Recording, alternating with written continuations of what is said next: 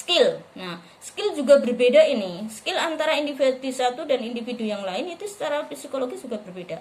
Misalnya skill saya itu di bidang menulis, di bidang orasi, ya, di bidang ilmu dakwah, di bidang ilmu agama, ya, di bidang ilmu penelitian, ya, dan penelitian. Itu skill saya di situ. Banyak banget itu ya, memang banyak ya. Tapi di bidang lainnya saya lemah. Misalnya apa? Olahraga kon loncat tinggi tak tabrak tok ini ya gini apa sing kayak tabrak deal gitu ya ora bisa kan gitu ya. Kon gambar apa mening ya, gambar dari SD sampai alias yang tergambar kur gunung tok ya karo pemandangan gitu ya, ora bisa berblas ya. Ya bisanya nggak nyontoh diperintahkan gambar Ibu Kartini, aku nyontoh anak gambar Ibu Kartini contoh umatnya kayak gitu. Biar bisa nih ya semenatok, orang bisa mengembangkan, itu namanya skill. Tapi anak saya yang pertama itu masya Allah kon gambar persis banget karo asline dalam waktu yang cuma sekian detik itu misalnya ya, itu skill berbeda-beda ya. Anda juga seperti itu, skillnya tentu saja berbeda dengan saya. Mungkin Anda ada yang ahli menjahit ya, kemudian ada yang ahli bikin roti ya. Nah itu gunakan ya, ilmu Anda itu jangan cuma untuk sendiri. Gunakan skillnya pinter jahit, kumpulkan ya orang-orang duafa, orang-orang yang apa namanya anak miskin ya, latih menjahit ya, supaya apa? Mereka nanti bisa menjahit untuk mencari nafkah. Dengan mereka mencari nafkah dengan jahitan, Anda sudah menolong manusia yang satu turunan. Karena apa? Anak itu yang Anda ajari menjahit nanti punya keluarga, punya anak, bisa menafkahi dengan jahitan Anda. Anaknya nanti punya anak lagi, punya anak lagi. Subhanallah ya, pahala Anda mengalir tidak ada habisnya. Jadi ilmu manfaat itu tidak hanya ilmu agama, ilmu orasi, ilmu berdakwah, tidak, tapi ilmu umum yang terkait dengan menafkahi, yang terkait dengan itu tadi ya, bikin roti teman Anda, atau Anda mengumpulkan ibu-ibu di lingkungan Anda, ayo Bu tak ajari bikin roti, atau bikin parsel, atau bikin bunga, atau bikin taplak meja dan seterusnya, sampai mereka ahli, terus sampai support.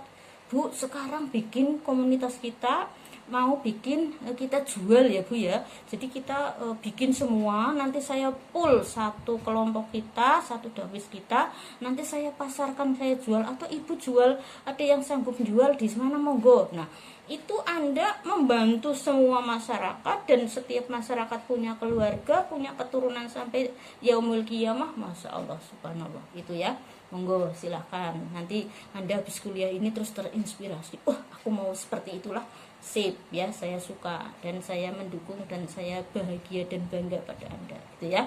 Jangan egois ya, pinter gawe roti nggo dewek tok, batire takon be kowe kepriwe resep gawe brownies sing enak kayak ya Bu ya garing golet bae nang Google, ya pelit, egois ya, ora manfaat ilmune, mati ya wis sing duwe kur sampean tok, ora ana amal jariah ilmune ya. Tapi kalau Anda share, orang lain banyak, sampean wis mati nang kana dikirimi pahalane ge ana sing menikmati roti resep kang sampean, sing gawe sampean plus. Allahumma amin ya. Oke, selanjutkan. Yang selanjutnya adalah manusia memiliki values ya. Manusia secara psikologis memiliki values atau nilai. Lah values itu dari mana? Bukan valuesnya 100, 200, 300 atau 1000 atau 9, 10, itu bukan. Yang dimaksud values itu seperti saya. Values saya seperti ini dalam masyarakat ya terserah. Bahkan di mata mahasiswa, values saya ada nilainya sendiri. Misalnya mahasiswa ada yang menilai saya Bu Tuti itu lebih dosen yang paling nilainya lebih buruk di antara semua dosen di dosen KPI, ya terserah, itu namanya values ya, penilaian Anda kepada saya. Nah MADU juga seperti itu, masing-masing memiliki values atau nilai di mata dai. Wah itu rajin itu ya kan, itu namanya values juga kan. Wah itu males, itu jarang berangkat gitu ya ketika ngaji, itu ya values. Jadi values itu sesuatu yang non fisik, yang bersifat psikologis, tapi melekat pada orang tersebut ya. Nilai ya, nilai itu dalam arti bukan nilai fisik, tapi nilai yang dimiliki oleh orang tersebut karena kemampuan yang dimilikinya ya. Oke. di masyarakat, nilai di teman-teman dan sebagainya. Mungkin saya dinilai di teman-teman kudu iki wong egois ya, ora tau gelem kumpul, ora tau gelem, ya terserah ya. Itu adalah penilaian Anda kan gitu ya. Nah, tapi saya secara individu sebenarnya punya nilai sendiri ya. Indallahnya maupun nilai dari diri saya sendiri. Ya inilah saya, kemampuan saya. Inilah saya, ilmu saya segini ya. Inilah peran saya di dalam masyarakat seperti itu gitu ya. Oke, saya lanjutkan. Yang selanjutnya adalah roles ya. Roles itu apa? Roles itu jalan. Manusia juga memiliki jalan hidup sendiri-sendiri. Jalan hidup saya berusaha dari masa kanak-kanak sampai mohon doanya kepada Anda sampai akhir hayat saya, Pak, insya Allah, dan saya mohon dengan sangat kepada Allah dan kepada doa-doa Anda semuanya, saya selalu mengikuti jalan Allah dan Rasulnya, amin. Tapi ada juga yang memiliki jalan berkelok-kelok ya, jalan berkelok-kelok, kadang iman, kadang tidak, kadang maksiat, kadang tidak ya. Nah, meskipun semua manusia pasti pernah maksiat, termasuk saya merasa sebagai manusia ya banyak maksiatnya kepada Allah, kadang-kadang sholat juga males ya kan ya, kepada manusia juga begitu ya, kadang-kadang saya juga sakit hati ketika diperlakukan tidak baik gitu ya, ketika dihujat dan sebagainya. Nah, itu misalnya ya.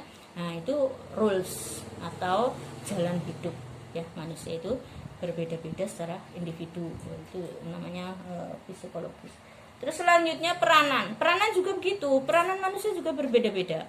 Peranan saya memang saya fokuskan pada dua hal, yaitu dalam dakwah dan dalam ilmu pengetahuan. Dalam ilmu pengetahuan saya sebagai dosen dan juga saya mengajar di panti, mengajar di madrasah atau di madin, di TPQ kan gitu ya. Nah, itu di dalam ilmu pengetahuan, juga di medsos saya nulis tentang ilmu-ilmu ya, pendapat-pendapat saya, kemudian apa yang saya jalani gitu ya, peranan ya. Nah, terus kemudian di dalam dai juga seperti itu. Dai saya berdakwah kemana-mana, saya berdakwah di medsos dan sebagainya. Itu peranan. Dalam sosial juga seperti itu, peranan sosial. Peranan sosial saya tidak banyak, paling kayak gitu, mengumpulkan orang-orang yang kemudian mendirikan suatu lembaga yang membantu orang-orang. Artinya saya itu memang termasuk yang tidak aktif dalam kegiatan sosial RT sing arisan dina mangkat tidak aktif. Kenapa? Ya saya memiliki alasan tersendiri, sering arisan itu bertabrakan dengan kegiatan ngaji, maka ya saya pilih ngaji daripada arisan. Itu satu. Kedua, sering juga di dalam arisan kok saya tidak mendapatkan apa-apa, cuma pada ngobrol ngurumping rasani wong gitu, orang mangkat gitu kadang-kadang ya. Tapi ya ada lagi yang peran di masyarakat itu lebih banyak daripada peran di dakwah. Itu terserah ya, pilihan hidup. Oke, itu manusia secara psikologis sebagai objek dakwah. Yang ketiga, sebagai anggota masyarakat. Nah, sebagai anggota masyarakat atau sebagai makhluk sosial, manusia itu dipandang dari 8 segi ya. Saya ngebutkan ya. Pertama, segi sosiologis ya. Nah, segi sosiologis ini manusia juga dibedakan menjadi dalam sosiologis itu berarti dalam lingkungan sosialnya. Ada masyarakat yang pedesaan, pertengahan antara desa dan kota, dan ada masyarakat perkotaan. Kalau saya termasuk masyarakat perkotaan apabila dilihat dari letak geografis sekabupaten. Tapi kalau dilihat saya itu secara Jawa Tengah, secara provinsi, apalagi secara nasional, apalagi secara internasional, saya termasuk pedesaan karena Cilacap ya, kota kecil kan gitu. Nah, tapi kalau untuk kabupaten itu saya perkotaan ya. Terus kemudian kesugihan itu namanya pertengahan antara desa dan kota, Kroya juga ya, Kalimantan juga. Nah, yang pedesaan itu yang kayak Kampung Laut ya, Kutawaru, itu sudah masuknya pedesaan. Oke, itu peran secara sosial kemasyarakatan yang dilihat dari letak geografisnya. Terus kemudian kalau misalnya secara lingkungannya itu ada masyarakat terasing, ada masyarakat marginal ya.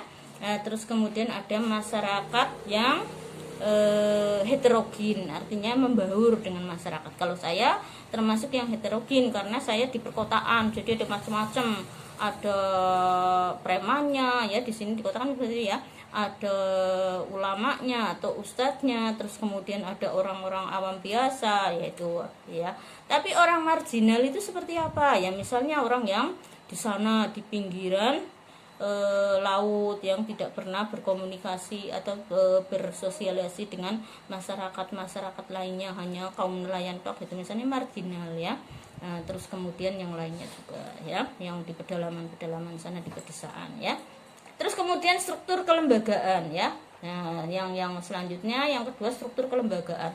Dilihat dari struktur kelembagaan, manusia itu secara sosial ada yang pemerintah, ada pejabat pemerintah, ada kemudian di sini kulturnya priayi ya, kultur sosialnya ya, karena ini pemerintah itu adalah kelembagaan dalam struktur ya, jadi ada keluarga, ada pemerintah, kemudian ada anggota masyarakat, ada 3 ya kalau dilihat dari struktur masyarakatnya. Nah kalau dilihat dari kulturnya itu ada sosial kultural, yang di situ ada 3 juga, masyarakat santri, abangan, dan priayi. Nah santri itu siapa? Santri itu ya ulama dan santri-santri dan orang-orang yang agamanya lebih kuat dari anggota masyarakat lainnya. Ini namanya masyarakat kaum santri. Nah kaum abangan siapa? Nah ini abangan itu yang ilmu agamanya orang ngerti beberbelas atau sangat minim, itu orang abangan, orang awam temenanan gitu ya. Nah terus kemudian priayi siapa? Nah priayi ini adalah anggota masyarakat yang bukan kaum santri, jadi bukan abangan, biasanya ini PNS gitu ya. Terus kemudian pejabat pemerintah itu masuknya pada kaum priayi. Nah itu dari mana itu? Itu adalah pendapatnya itu ya Ahmad Dahlan ketika menjadi tokoh agama di kaum beliau ya. Jadi Ahmad Dahlan itu kan seorang ini ya, seorang putra dari kaum priayi atau dari bupati atau dari lurah, saya lupa ya, mungkin bupati. Nah maka kemudian mengkategorikan di Jogja itu ada 3 masyarakat secara sosial kultural, yang 3 itu abangan, priayi, dan santri. Oke, selanjutnya ada usia ya. Secara anggota masyarakat juga manusia dibedakan menjadi usia yang berbeda-beda. Ada anak-anak, ada dewasa, ada orang tua, ada manula ya udah. Yang selanjutnya adalah akupasional. Itu siapa?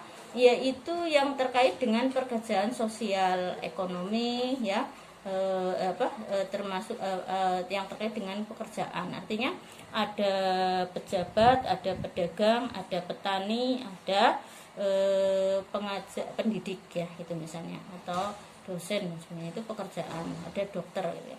Sekarang sosial ekonomi. Dari sosial ekonomi ini banyak, ada yang ekonomi menengah, ada ekonomi atas ya, ada ekonomi bawah, ada 3 ya dari sosial ekonomi.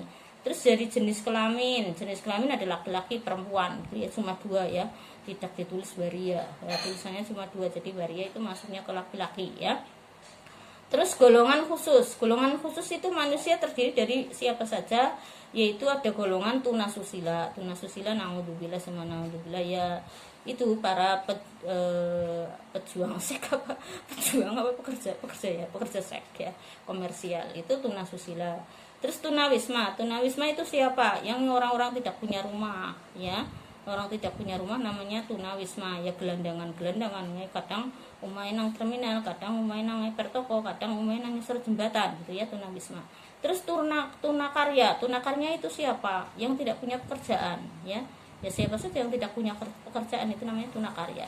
Terus napi. Nah, napi juga ini golongan khusus dari anggota masyarakat gitu ya. Jadi golongan khusus itu bukan berarti yang kayak istilah khusus itu positif, kayak misalnya apa, ada istilah puasanya orang awam, orang khusus, bukan ya. Khusus ada yang negatif, yaitu apa, tunawisma, tunasusila, dan napi, ya, tunakarya, ya, tidak punya pekerjaan atau pengangguran. Tuh. Oke, saya lanjutkan ya, masih 10 menit ya, karena tadi jam 3:15. Sekarang mengacu pada itu tadi ya, Mas, objek dakwah selaku individu secara psikologis dan secara anggota masyarakat sudah kita jelaskan semua. Ini besok materi yang PowerPoint-nya saya share di WA, sekarang sudah dijelaskan, insya Allah jelas semua. Nanti kalau UAS jangan gagap ya, sudah penjelasannya dengan sekandar mimil yang orang paham ya kebangetan ya kan, jadi tinggal turu mulane, walaupun videonya ora disetel ya di rumah kena ya kan, ilmu emane mah tirus ora tiru sahabat Ali ya, paling ora ya mendengarkan gitu ya. Oke, selanjutkan. Faktor-faktor yang mempengaruhi perkembangan jiwa manusia. Nah, faktor apa saja? Ini penting ya. Yaitu pentingnya apa? Bahwa kita selaku manusia itu sangat terpengaruh dengan faktor yang akan sampaikan ini. Yaitu apa? Jiwa kita. Kita menjadi manusia yang baik ya, yang soleh ya, atau yang berkarakter budiman bahasa umumnya, atau menjadi preman, atau menjadi manusia yang buruk ya, atau yang fasik, atau yang tidak soleh, itu sangat terpengaruh dengan apa yang mau saya sampaikan ini. Makanya ini sangat penting ya, dalam nanti Anda mendidik Anda sendiri selaku diri sendiri, maupun mendidik anak-anak Anda nanti, ataupun mendidik santri-santri, atau mendidik mahasiswa yang nanti misalnya jadi dosen, atau mendidik masyarakat Anda yang mau jadi bupati misalnya. Ini sangat terpengaruh. Yaitu yang pertama apa? Budaya. Nah, ini budaya itu sangat mempengaruhi karakter manusia. Nah, budaya ini sendiri dipengaruhi oleh beberapa faktor. Misalnya letak geografis ya, misalnya budayanya orang petani berbeda dengan budayanya orang nelayan, karena secara geografis memang berbeda. Kalau petani itu letak geografisnya cenderung dengan alam yang sejuk, alam yang damai, alam yang indah, penuh pemandangan. Maka biasanya karakter petani itu lebih slow, lebih adem, artinya itu tidak lebih sabar dan sebagainya. Tapi kalau nelayan biasa hidupnya itu di tengah laut ya, berkecimpung dengan ombak ya, terus kemudian alamnya panas terik kalau lagi panas ya, kalau lagi dingin wanginya luar biasa, menantang ombak, karang ya. Maka kemudian orang yang geografisnya di daerah pesisir pantai akan berwatak keras ya, arogan, suka melawan, terus sensitif ya, pemarah dan lain sebagainya. Tapi juga itu secara emosional negatifnya. Tapi secara positifnya akan lebih tegar, akan lebih kuat ya, akan lebih pede dan sebagainya. Makanya selaku dai, dari inilah kemudian Anda juga harus menyampaikannya berbeda. Kalau ke petani sampaikan dakwah yang slow-slow saja, yang santai-santai saja, mereka akan menerima dengan mudah. Tapi kalau dengan nelayan bukan slow istilahnya, tapi sabar, persuasif, dan mengerti jiwa mereka. Jangan keras, jangan arogan. Justru kalau keras dilawan keras ya benturan, pecah ya, dirangkul ya. Nelayan priwe carane men ora biasa mabok. Kenapa nelayan biasa mabok? Mohon maaf, ini nelayan yang dulu ya. Kalau sekarang insya Allah sudah tidak, karena sudah banyak nelayan yang ngaji juga. Itu mereka kalau di tengah lautan, Anda kan tidak pernah membayangkan ya, kalau sedang mencari nafkah di lautan itu sering sangat dingin, karena dengan perahu yang begitu sederhana, terus anginnya sangat kencang, mereka itu harus melawan rasa dingin itu dengan sesuatu yang menghangatkan badan. Akhirnya karena tidak pernah ngaji, karena tahunya teman-temannya seperti itu, pilihannya adalah minum alkohol supaya hangat itu. Makanya kita menjadi dai ketika sudah tahu latar belakang nelayan seperti itu, tidak langsung serta-merta menyalahkan mereka mabok, apalagi sampai membuli, apalagi sampai menghujat, menyalahkan, tidak. tapi diarahkan dengan bijak bahwa untuk menghangatkan badan itu tidak harus seperti itu, ya kan? Menghangatkan badan bisa dengan mantel, jaket yang yang kulit gitu misalnya, atau bahkan Anda tidak ngomongin tok tapi nelayan dibagi jaket kulit semua biar hangat ya. Itu kan jadi tertarik mereka kepada Islam ya, tidak membenci. KBKB diarani haram, KBKB diarani neraka, awe apa ora kan gitu ya misalnya. Lah terus kemudian juga diarahkan untuk menghangatkan badan, ada minuman yang halal dan malah sehat. Kalau miras itu sudah haram, tidak sehat, merusak pencernaan makanan, merusak pankreas, merusak liver dan sebagainya. Tapi ada yang sehat, minuman sehat apa? Jahe. Nah makanya jadi nelayan nggak usah pakai alkohol, sudah mahal malah bikin penyakit ya, bawa aja jahe. Nah itu kan jadi dainya bijak karena tahu permasalahan yang dimiliki oleh budaya mad'unya, yaitu budaya. Nah karakternya juga berbeda. Mengapa? Karena budayanya berbeda kan gitu ya. Terus kemudian ada juga yang di sini ada budaya yang dari migran ya. Otomatis ya, mengapa kita kemudian pilihannya seperti saya misalnya, khususnya bukan wong luar negeri gantengnya kayak ngapa ya, tetap ora seneng karena saya takut budayanya berbeda ya. Budaya Jawa dengan budaya orang barat atau budaya orang Timur Tengah kan berbeda ya. Jangan-jangan nanti sana mengerasi saya gitu misalnya ya, itu kan budaya yang berbeda. Tapi kalau misalnya sudah bisa disatukan, bisa disamakan ya monggo, sampean pilihannya mau milih menikah dengan orang Turki ya monggo, asal satu keyakinan, satu agama ya, Islam, karena itu akan lebih mudah dijalaninya dan mudah pertanggungjawabannya gitu ya. Itu banyak sekali di sini, ada percampuran antara akulturasi budaya ya, juga berdampingan juga boleh ya akulturasi budaya itu, tapi yang jangan sampai keluar dari agama Islam. Misalnya apa?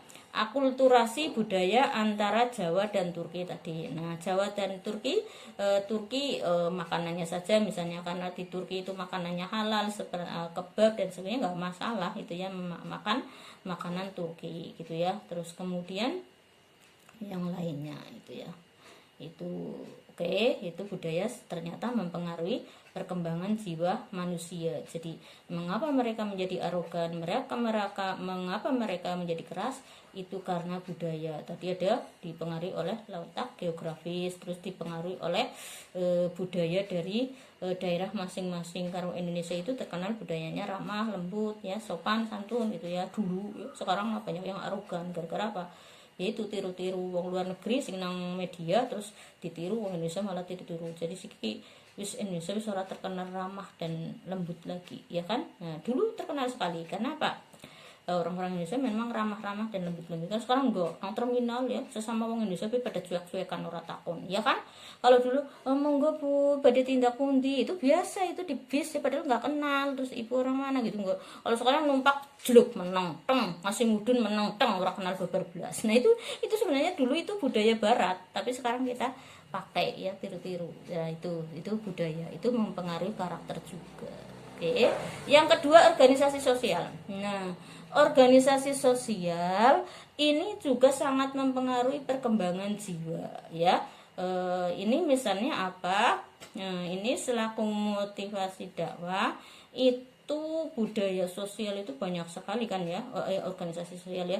Ada yang radikal, ada yang kemudian saklek ya, ada yang kemudian tasamuh. Itu akan berpengaruh pada jiwa juga. Contoh ya, Anda kok ikut ISIS gitu ya, ISIS kan begitu ya, jiwanya keras, radikal, terus melawan semua orang. Itu nanti kepribadiannya juga akan terpengaruh saklek ya, takun nang wong baik arep ngendi Mas dolan gitu, apa meneng bae gitu ya, karena terpengaruh oleh organisasi sosial yang diikuti ya, itu misalnya. Nah sekarang bagaimana supaya budaya-budaya organisasi sosial itu tidak mempengaruhi perkembangan jiwa mad'u atau jiwa mad'unya menjadi baik? Ini ada yang sesuai dengan motivasi dakwah Islam, yaitu yang pertama adalah egaliter yang diajarkan oleh Islam. Egaliter itu artinya apa? Persamaan hak ya. Dari dalam Islam itu tidak ada kasta ya. Di dalam Islam sangat terkenal, inna akramakum indallahi atqakum. Yang paling mulia di antara manusia adalah yang paling takwa, bukan yang paling tinggi ilmunya, bukan yang paling tinggi jabatannya, bukan yang paling banyak hartanya. Nah, ini namanya ajaran egaliter. Bahkan sahabat Bilal yang asalnya Buddha itu sejajar dengan sahabat Umar bin Khattab yang memang asalnya dari Quraisy, bangsa yang terhormat atau suku yang terhormat. Mengapa? Ya kalau dalam ajaran Islam ada ajaran egaliter atau persamaan hak. Nah, inilah yang kemudian dijadikan oleh kita selaku dai untuk motivasi dakwah, bahwa Islam itu mengajarkan persamaan hak. Kita tidak boleh menghina siapapun, dan mari kita berlomba-lomba dalam kebaikan, fastabaqul khairat, dan juga berusaha menjadi akromakum itu, tatakun itu tadi ya, atqakum ya, yang paling takwa. Itu yang pertama. Yang kedua, universal ya. Di dalam ajaran Islam itu ajarannya universal, umum, semua siapapun boleh ngaji ya. Ornana yang ini ngaji yang khusus Ning, ini ngaji khusus Gus, ini ngaji khusus Kiai. Enggak, universal. Siapa baik boleh, dan ajarannya juga universal. Artinya Al-Quran, Al-Hadis itu universal, mencakup untuk semua manusia, dan ajarannya juga umum, diakui kebenarannya oleh semua kalangan ya. Kalangan internasional, kalangan nasional, kalangan pejabat, kalangan ilmuwan, kalangan semuanya itu namanya universal. Maka di sini harus fastabikul khairat, itu motivasi dakwah kita supaya matku itu belajar dengan sempurna dan menerima dakwah kita juga dengan baik, sempurna, dan bisa mengikuti ajaran kita. Yang ketiga, tentang rumah tangga dan pasangan hidup. Nah, ini juga sangat universal, sangat umum. Di dalam Islam itu untuk motivasi dakwah yang baik antara lain ini ajaran tentang rumah tangga.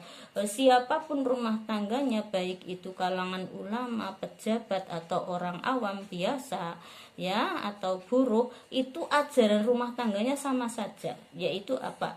Ada hak dan kewajiban suami, ada hak dan kewajiban istri, ada hak dan kewajiban anak, ada hak dan kewajiban orang tua. Tidak saya jelaskan secara detail bagaimana menjadi istri yang baik, bagaimana menjadi suami yang baik, bagaimana menjadi anak yang baik, bagaimana menjadi orang tua yang baik. Yang jelas ini adalah motivasi dakwah yang bagus untuk materi dakwah kita kepada matku yang tadi berbeda-beda latar belakangnya, sehingga berbeda-beda kejiwaannya.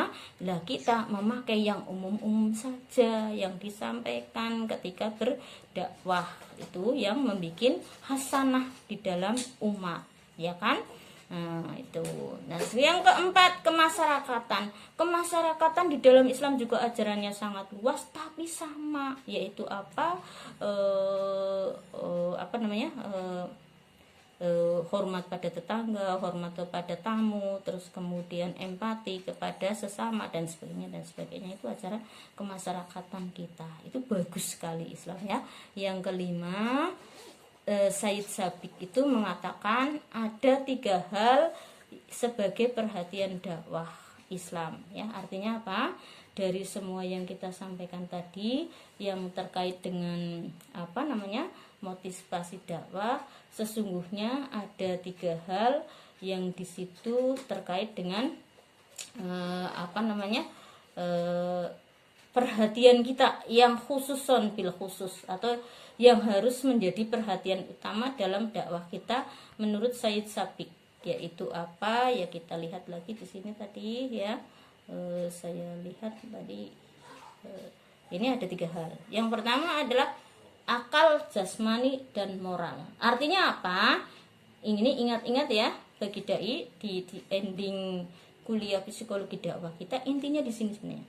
Kalau berdakwah jangan lupa libatkan akal, jasmani, dan moral dalam segala kebutuhannya. Artinya apa? kita dakwah dengan akal. Artinya semua manusia pasti memiliki akal. Nah, makanya kita dakwah kita harus hujahnya juga dengan kecerdasan akal. Artinya hujah-hujah untuk berdakwah kita yang bisa diterima akal, yang logis. Misalnya apa? Misalnya kenapa Bu nek sholat kon tepat waktu ya, sebab engkau nek ngelantur bisa sidane ora sholat ya dosa gitu misalnya, utawa nek wong wedon engkau bisa kenang gitu. Jadi ada logika-logika akal yang bisa diterima oleh akal yang sebenarnya itu dikaitkan dengan ajaran Islam. Paham ya? Itu ya. Terus kemudian ibadah kuwi ngapa sih Bu? Orang Gusti Allah itu orang penting, sampai ibadah apa orang Gusti Allah tetap Tuhan kan gitu ya. Tapi gue dewek Bu, kenapa? Dewek gue butuh nyaman, hidup nyaman setelah mati, yaitu jangan di neraka minimal ya. Kalau kita ngomong surga, ketone ora pantes temen kok ibadah kok kepengen surga, ya paling tidak kita nggak kuat lah di neraka, makanya kita berusaha menjadi orang soleh, orang takwa. Itu misalnya, ini kan logika akal yang sangat masuk akal ya. Terus jasmani jangan lupa, bagaimanapun juga manusia kedudukan tinggi semacam apapun, ulama hebat apapun, sufi apapun, pasti secara jasmani butuh makan. Walaupun kebutuhan makan itu berbeda-beda, ada yang banyak, ada yang sedikit, ada yang harus enak, ada yang sederhana. Tapi ini tetap secara individu maupun secara sosial, secara makhluk, semua manusia pasti butuh makan. Maka di sini dakwah kita dengan makanan juga bagus. Artinya apa?